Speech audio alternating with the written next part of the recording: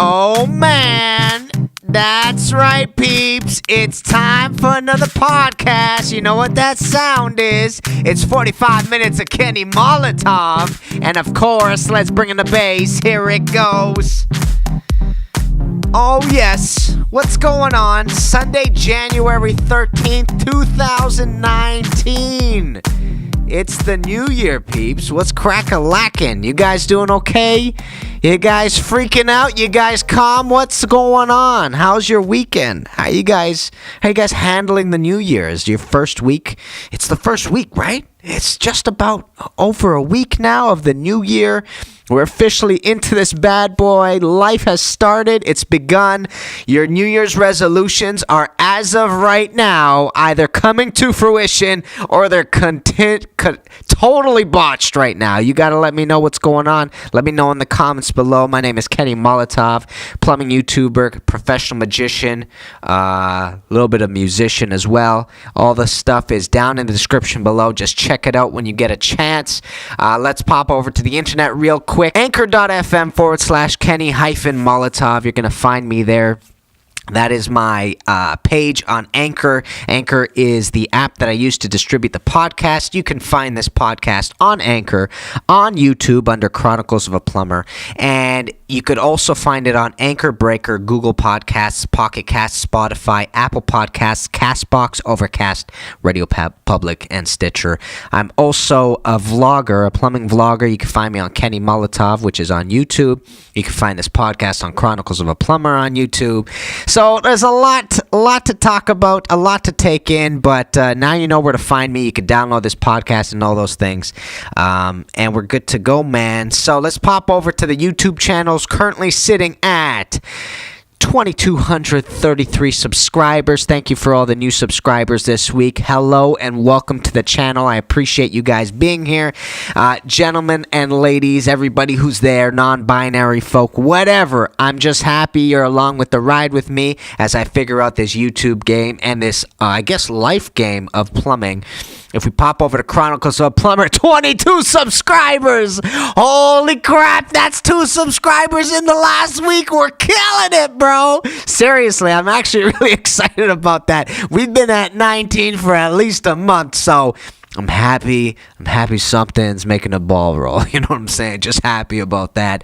I uploaded a podcast last week, which was 2018 in review, where I talked about all the different things that we did over the year of 2018. I also updated you guys on the plumbing that we were doing just before I got into school.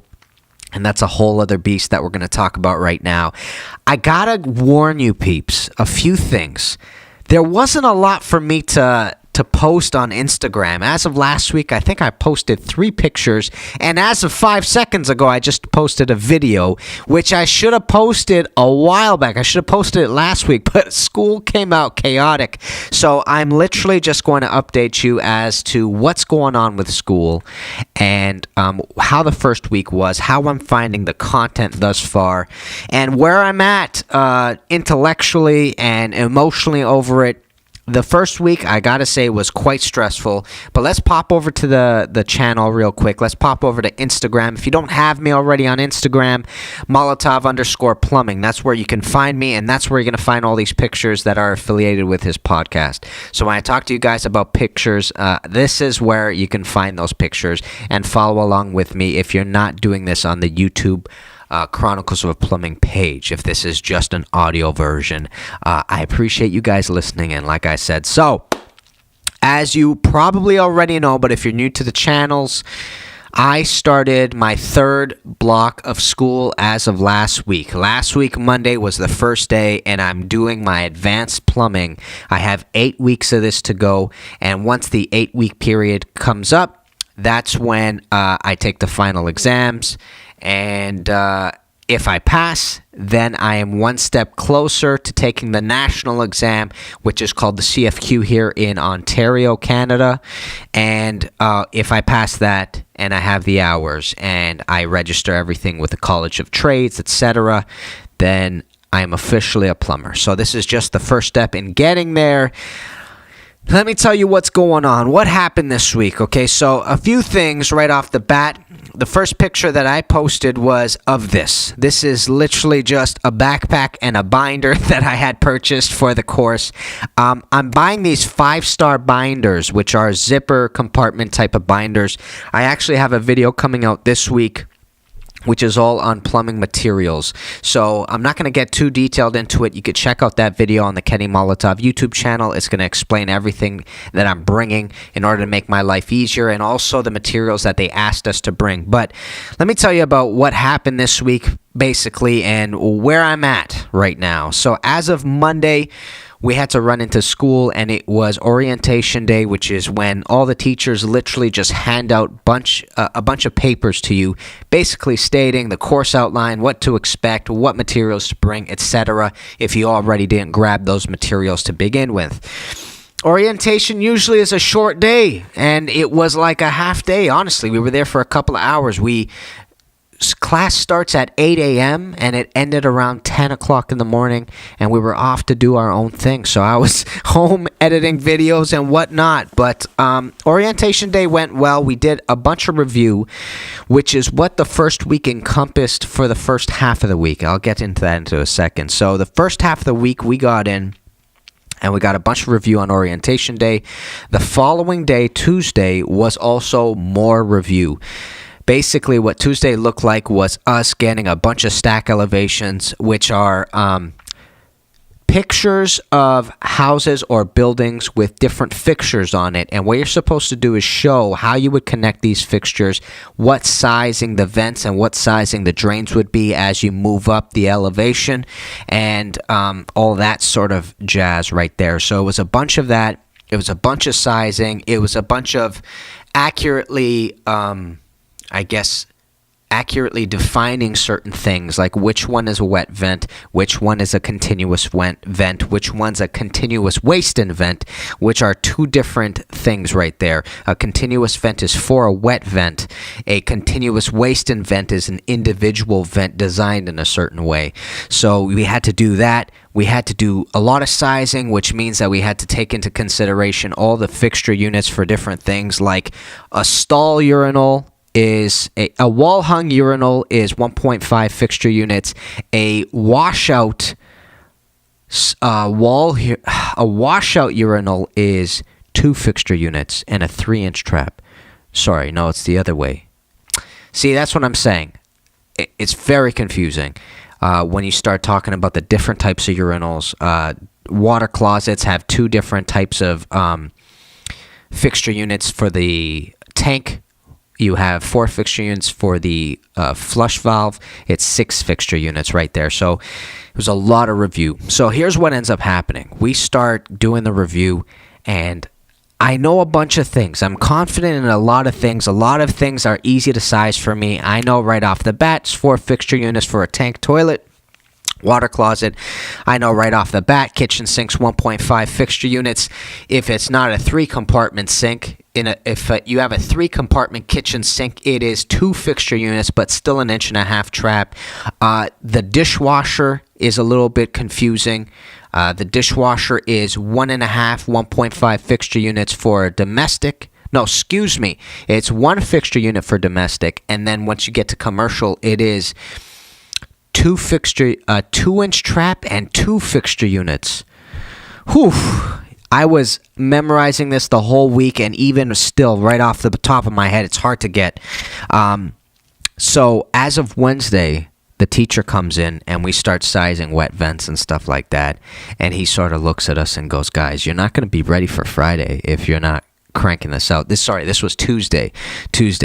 And the moment he said that, I just realized that, bro, the entire thing that I was expecting to be doing this week, which was going to school, coming back home, doing a workout, getting some cardio in, and maybe tampering a little bit with music or YouTube, just getting in it. I realized, bro, I gotta take this all off the table.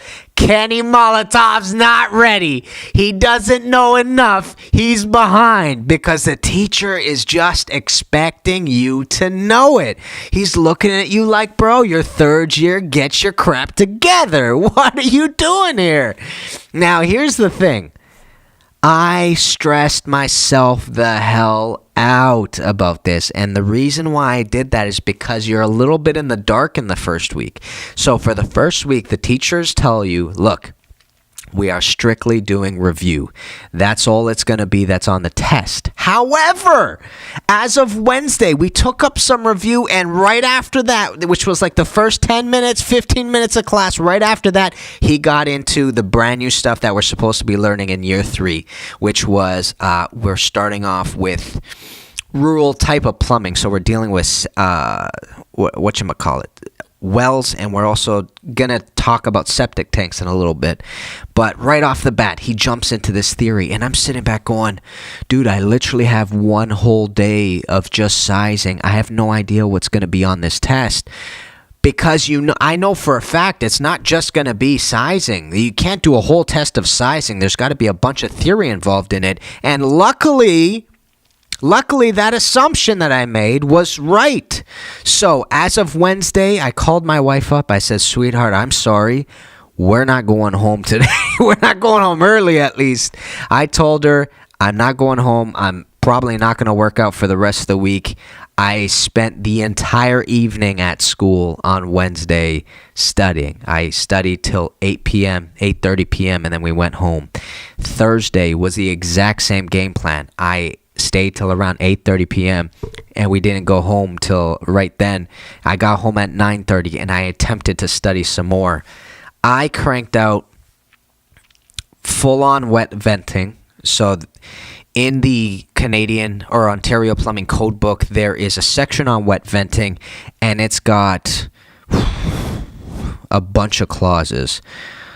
Let me just bring some up from memory. So a few things that you got to know about wet venting is that A, there are a maximum of 2 toilets, 2 water closets in a wet vent group. If there are 2 water closets in a wet vent group, they're on the same level and they're attached to the vertical section of the stack at the same level using an appropriate double fitting, which is a double Toronto TY or a double TY. They have to be downstream to all fixtures, and that counts for every wet vent group. If there's a water closet in the wet vent group, it has to be the most downstream fixture, because if it's upstream of everything, as it discharges, it's going to start siphoning out traps.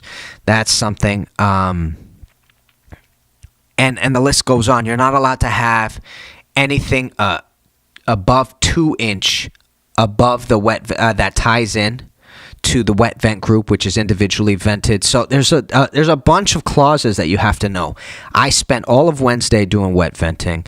I spent all of Wednesday also memorizing all the charts. 74102, which is permitted hydraulic load from a fixture based on size of trap, which is 1.25 inch, 1.5 inch, 2 inch, 2.5 inch, 3 and 4, which is 1, 2, 3, 4, 5, 6. If that didn't make sense to you, it's just a chart.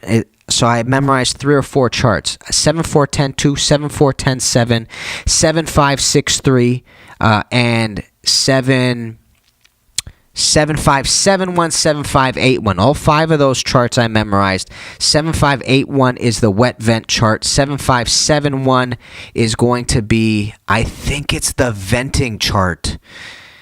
And the list goes on. So I spent all of Wednesday memorizing those charts. I spent all of Wednesday also looking into wet venting and just memorizing the clauses on wet venting. Now, here's the thing. We got in class one opportunity to do circuit venting. Circuit venting, if you don't already know, is a way of venting a battery of units. So if you ever go into a stadium, for example, you're going to notice that the stadium, you walk into a washroom, there's going to be 9 or 10 water closets set up, literally 9 or 10 toilets. And the crazy part about that is if you go into the ladies section, they also have 9 or 10 toilets as well. Sometimes they're back to back, which means that you have one washroom on one side of the wall, the next washroom on the other side of the wall. But if you have 9 toilets on each side, you're looking at 18 toilets altogether. So there's a method of venting called circuit venting, which is a way of eliminating the individual vent to these fixtures. You have to put a circuit vent just between the very furthest upstream water closet and the second one. You got to run the circuit vent up. You got to run a horizontal vent across them above flood level rim. You got to put in relief vents. You got to put in additional relief vents, etc. So this thing right here, circuit venting, is not something Dad and I have been able to do over the past few years. We don't ever deal with that amount of fixtures in a washroom. So we got one opportunity to do this in class this week, and I'm sitting back going, I literally have done circuit venting once in school, and that was intermediate. Intermediate was basically all circuit venting, teaching us how to do this correctly. In the field, Kenny Molotov has never circuit vented. I once tried to get Dad to circuit vent something, but we literally were going to save one individual vent if I did it. So it was a little bit like, just put in an extra individual vent. Don't sweat it, sort of thing. So because of that, I was really nervous. And of course you're really nervous. You've never done it before. You've never seen it in the field, which means that you haven't been refreshing it. I've wet vented 1,000,000 times since intermediate because that's an easy way to get rid of one vent, sort of thing. So it's fresh in my mind. I know that if you introduce a toilet into a wet vent, automatically it's minimum 2 inch. Your wet vent is minimum 2 inch if you're venting anything with a toilet as of then. I shouldn't say anything. It depends on the fixture units, etc. But you start at 2 inch with a water closet. So comes Thursday, and I'm sitting back, I'm reviewing all the wet venting stuff, I'm reviewing all the charts as I was telling you right now, and I'm sitting back going, man, it's 7 o'clock, I got to start cranking out circuit vents because I just don't know enough. And then I'm sitting back going, wait, I don't know enough of circuit venting, I'm pretty good on the wet venting right now, but I really should sit down and also start figuring out the fixture units on fixtures I'm not familiar with. So for example, a drinking fountain is 1.25 inches. It's 1.25 inch trap, but it's a 0.5 fixture unit. So there's barely any water going into it. But I had to be reminded of that. And what else? A bidet, 1.25 inch, one fixture unit. These are things that I've installed one bidet maybe, and in that it was the drain was already there. So it's not like I had to rough in a drain for a bidet. I didn't have to think about it. I just had to install the bidet. So these are things that I was sitting back going, look, that's sort of a little bit more important because this is a bigger portion of the test, right? If I don't know the fixture units to all these fixtures, then it doesn't matter if I know how to circuit vent. I don't know how many fixture units I'm going to need to circuit vent with. So I said to myself, okay, let's jump on that. So that's what I did. I spent like an hour and a half memorizing that chart. That's another massive chart, peeps. A huge chart. There's like a ton of fixtures that you need to do. So anyways, so I spent time on that, and it's around 8 o'clock at this point, and I finish up learning that chart. And to a point where I'm finally comfortable. I'm comfortable actually written right now. If I were to sit down and write this out for you, I can do it. I can't do that off the top of my head because I didn't do it enough. I'm going to have to spend the next couple of weeks still refreshing that chart on the fixture units. So, peeps, sorry. I know this might be a little bit late, but in case you don't know what I'm talking about, every fixture discharges a certain amount of fixture units, and you count up all these fixture units in order to size drains. Because the more fixture units that go into a drain, the larger the size, the diameter of the drain is going to be eventually. That's essentially what I'm talking about. Sorry that might have come a little bit later than it should have, okay? So that's what I'm talking about when I'm saying fixture units. So here in Ontario, Canada, and I heard something from a teacher recently. I don't know how accurate this is, but here's a difference between Ontario, Canada, definitely. From what I understand, the way the gentleman was describing it, he was saying Canada. But we're going to talk about Ontario, Canada right now and other parts of the world. The big difference is that in certain parts of the world, you are not, as a plumber, you are not allowed to design a building of plumbing. In other words, the only way you're going to start installing the pipes is if an engineer hands you the drawings and tells you how to install the pipes.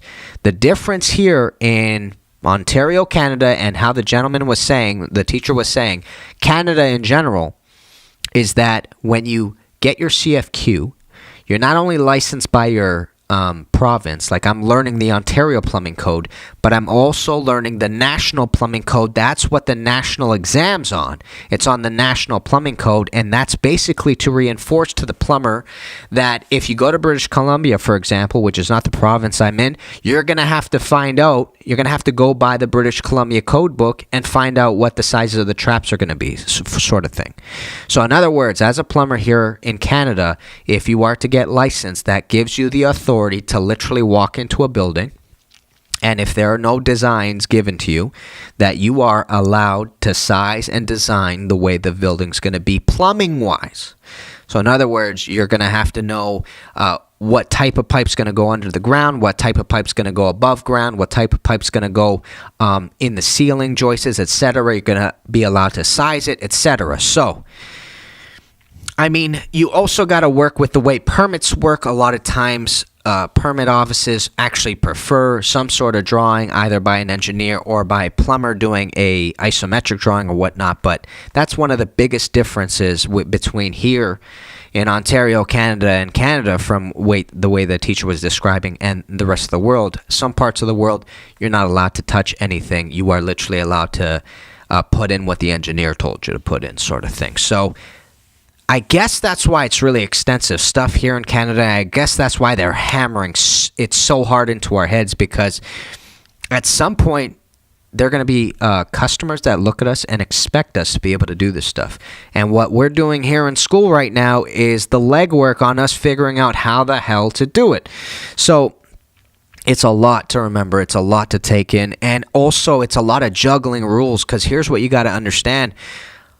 If you start sizing something according to the continuous vent, which is a vent that comes off a water closet, a wet vent, pardon me, a vent that comes off a wet vent, a continuous vent is the vent that comes off a wet vent. This continuous vent is intended to go up vertically and connect into a branch vent, stack vent, vent stack, header, or open air, okay? So the way you size this is a very specific chart. For example, a lot of times you'll have enough fixture units that you can make this wet vent 1.25 inches. The only thing is that if you are wet venting a water closet in this group, a water closet itself requires a vent of 1.5 inches. You're not allowed to put 1.25 inch vent. It's not enough air going into the water closet to be able to help it with drainage. So automatically, if the water closet's introduced into that group, you have a minimum of 1.5 inch wet vent, or a continuous vent coming up. The wet vent in that group is going to be 2-inch minimum. So that's an example of you having to juggle the rules, because normally if you look it up on the chart, it's going to tell you 1.25 inches is good to go, but you got to remember that the water closet itself requires a vent of 1.5 inches. So there's a lot to take in, and there's a lot to juggle. So, which brings me to the end of the week. The end of the week is Friday, and I have to be honest with you guys. I was extremely overwhelmed by the end of this week. I was overwhelmed because of a couple of things. The first thing is this is the first year that my commute to school has become at least a third longer than it was before. It would take me around 45 minutes.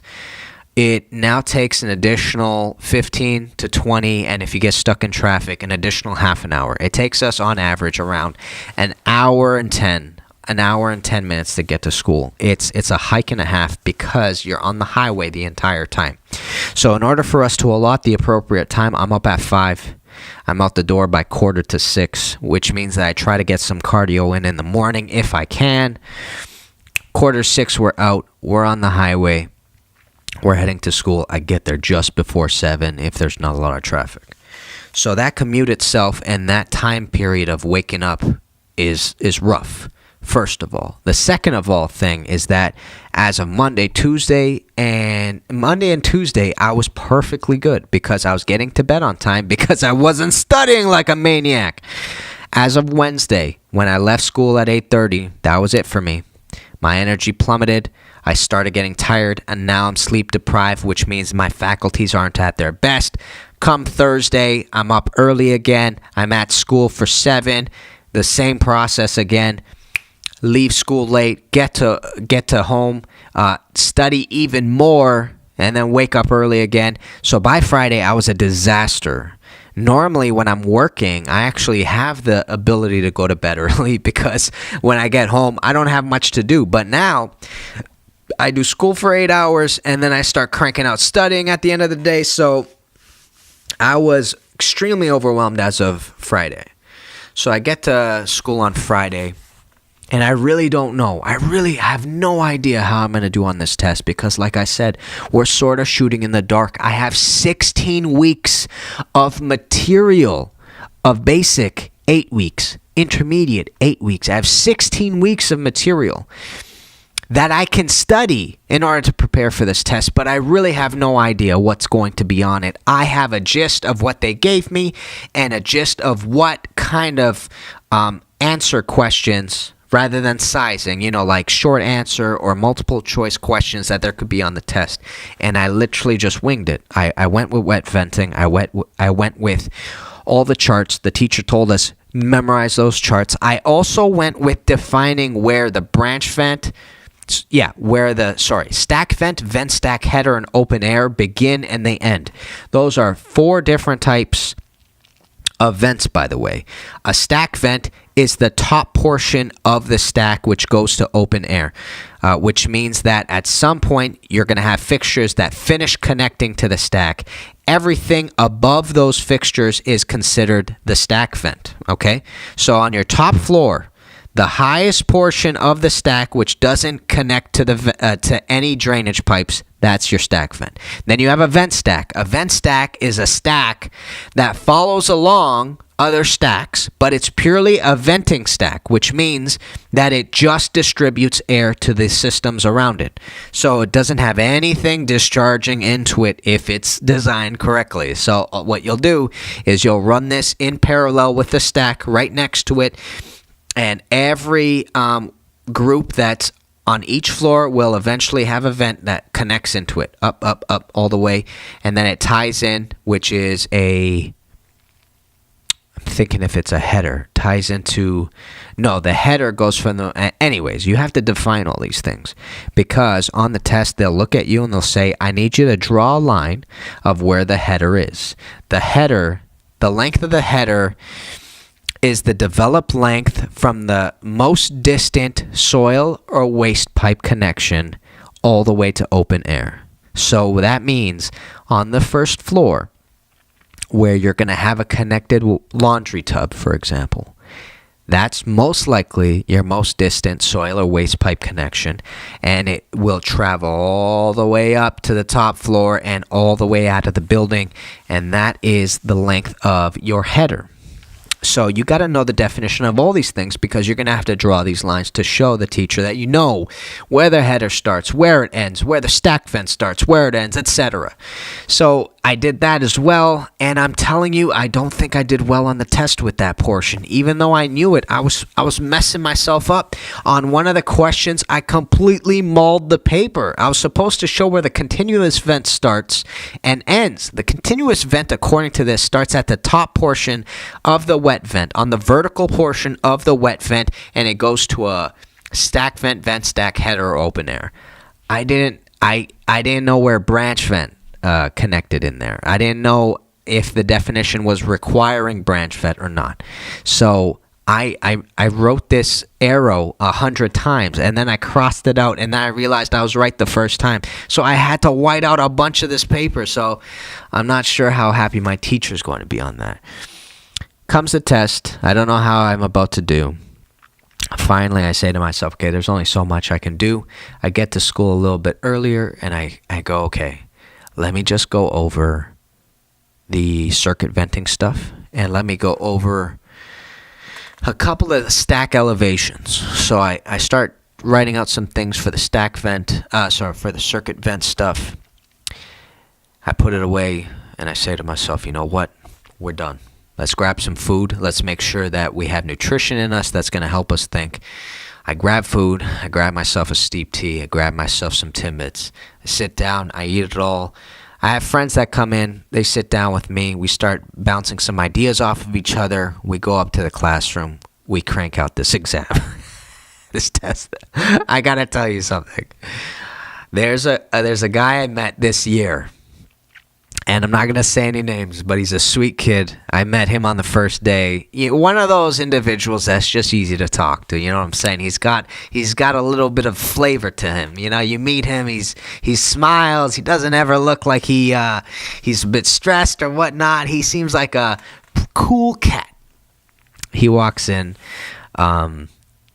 He walks into the caf. Oh yeah, I read this over. I was working last night actually, and I read over the notes. And I'm sitting back sweating bullets, right? Like I look like I studied 2 nights in a row. I look like a mess. And he looks fresh and good. And he's like, "Yeah, I think we're gonna, I'm excited. It should be good. It's a review test. It's a review test. What are we worried about?" Sort of thing. And we sat down, and he sat next to me during the exam. And the entire exam, this kid was cussing out loud. He was like, shit. And he's like, he changed his tune completely. I felt bad for the kid, man, because he's a sweetheart.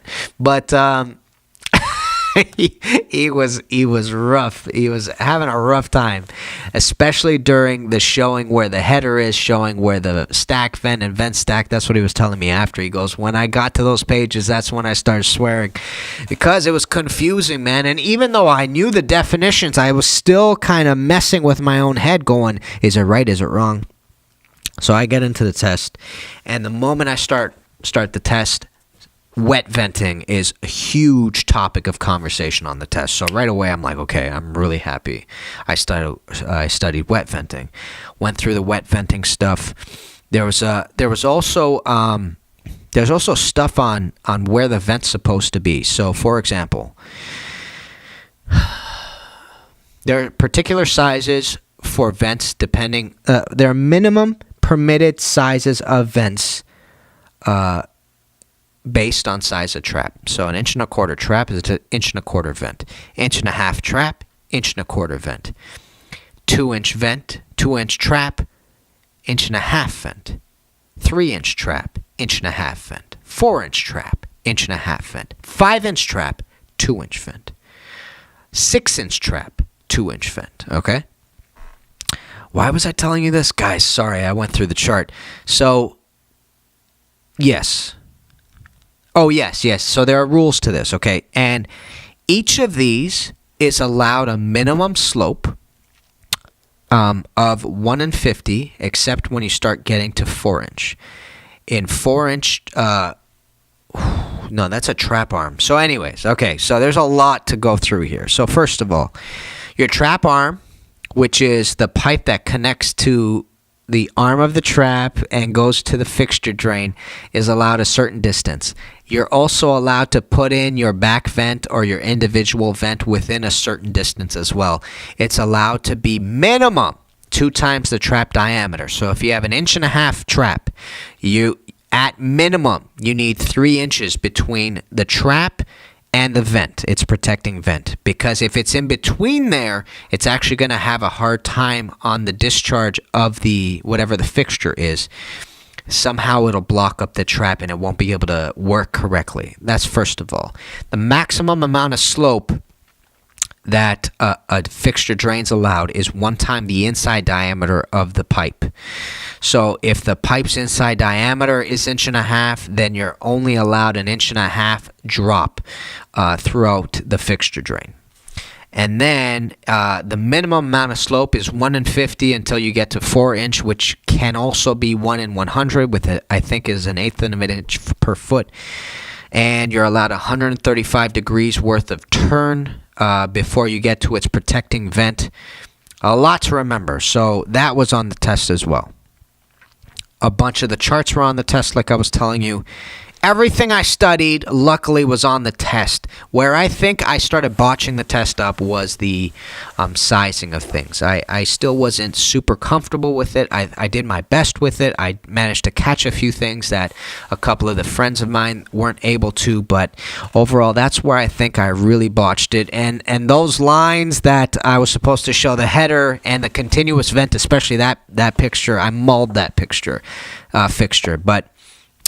Picture, man. Jeez, this is how you know it's a plumbing plumbing podcast. But a couple of other things I wanted to show you. This picture right here is us doing sizing. Okay, so this is sizing there's a wet vent at the bottom right here. I can't read all of it, but this was what the first day looked like. It was us just sizing everything. And then this picture right here, this is what the shop looks like. Really, really nice, really, really pretty. But we officially started our backflow course, which is something I'm excited about because I talked about backflow quite a few times in the past. I had a couple of videos on it. I'm really passionate about backflow preventing because, first of all, it makes sure that our water is not contaminated. But second of all, these devices are pretty damn cool. So we have an entire course on backflow, which is actually rare. It's rare here in the GTA. Normally what the schools do is you can go get your backflow license separately from doing your classes in class sessions. At least that's the way the teachers described it to me. So the way this course is that they're going to teach you the backflow, and then you're going to have the opportunity to get licensed, which also means that you have to pay the teacher the fee. And if you pass this exam, you are officially licensed. You're starting your foot out the door with a backflow preventer license, which means that you can test them and also repair them as well. So I'm really excited about this because Dad, for example, had to go on his own to go get it. When he was doing his apprenticeship, he wasn't getting it like that. He had to go to a night course. He had to get that done, get licensed, and then he had to renew it every 5 years. So I'm getting to do that during my apprenticeship, which is a blessing. I'm very happy about this. But that's what we're doing. We're doing a backflow test here, backflow course. Here's some stuff about it on the board. And the third course that we're going to be taking is called, well, there's 2 more.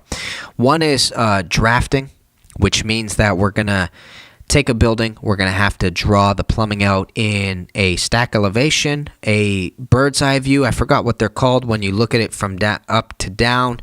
A drain plan, sorry, that's what it's called. It's called a drain plan, a stack elevation, and then we're going to finish off with an isometric drawing.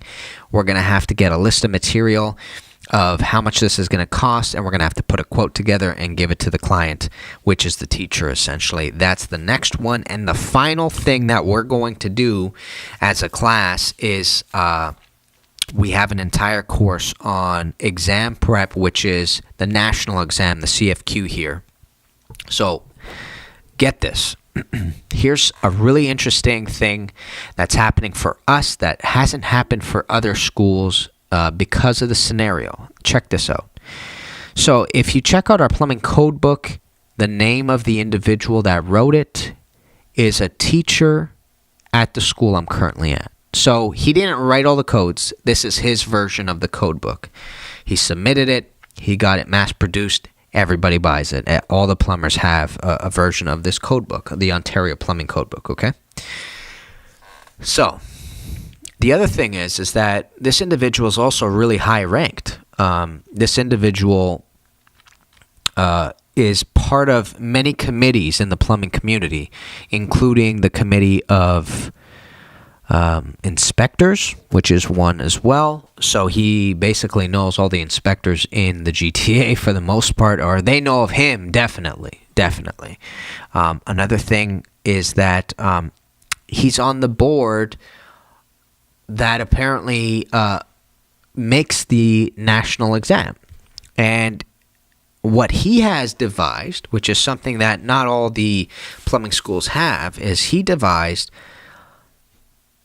basically a bunch of information on the differences between the plumbing code book in Ontario and the National Plumbing Code Book of Canada, which is really crucial information. This is something that I, as a plumber, would have to sit down and sift through to be able to find it. But this individual went through all of it, figured it all out, and is handing it to us during this exam prep so that we're ready as plumbers to be able to go and take the CFQ, essentially. So that's a great blessing in and of itself. That's something I'm really excited for. I'm really happy that that's happening, and that's what we're going to be getting into, and that is right after the test on Friday. Every Friday we have a test.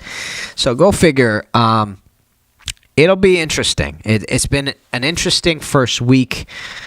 I don't know if I overdid it with studying so hard and making myself feel overwhelmed, or I underdid it. We'll find out if the test comes back totally horrible. But it's been a rough week in that sense. Yesterday I just slept all day Saturday. I just slept, and then right at the end of the day I ended up doing some drawings or whatnot. So it's been interesting. It's been an interesting first week. Really excited about getting this done, by the way. And the last thing I want to show you is it's the video that I uploaded last week, the vlog, and I wanted to show it to you because I didn't put the teaser out till just like 5 seconds ago. So check this bad boy out.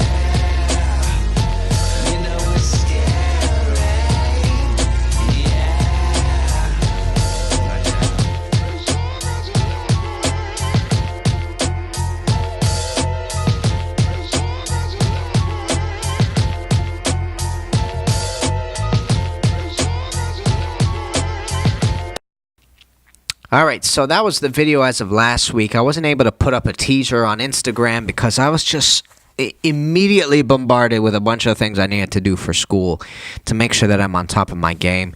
As of yesterday, I ended up spending a ton of time doing a stack elevation, which is a picture I'm going to be showing you in the vlogs within the next couple of weeks. A stack elevation, it takes a lot of time to do well and to do nice, and neatness is a huge factor, so that's something to keep in mind. You don't want it to look like a disaster, and trust me, in the past I've made it look like a disaster. So that's what I'm doing as of today. I got to get that done. I also got to start on some studying. I'm going to try to get a vlog out for you guys as of tomorrow or Tuesday. Probably closer towards Tuesday, depending on how it goes. I also got to edit a couple of videos. I mean, I'm basically swamped with a bunch of things I have to do, but it's a blessing. I'm really happy I can do it, and I'm happy I could take you guys on this journey. So, peeps, I know there's not a lot of conversation about in-field plumbing work. And if you decide to opt to not listen to these next podcasts, I understand. But I hope that the insight into what I'm doing in school is also helpful because in regards to getting your apprenticeship done, I think we all at some point will be encountering all these conversations about fixture units, wet vents, circuit vents, branch vents, headers, etc. So, peeps, I love you guys. Thanks for listening in. I'm Kenny Molotov, plumbing YouTuber, professional magician, music musician. Down in the description below, you can check me out there. Go on to anchor.fm/Kenny-Molotov to find me on Anchor, and then all your different podcasting platforms. You can find me there as well. I love you guys, and I'll see you very soon. Kenny Molotov, guys. Peace, baby.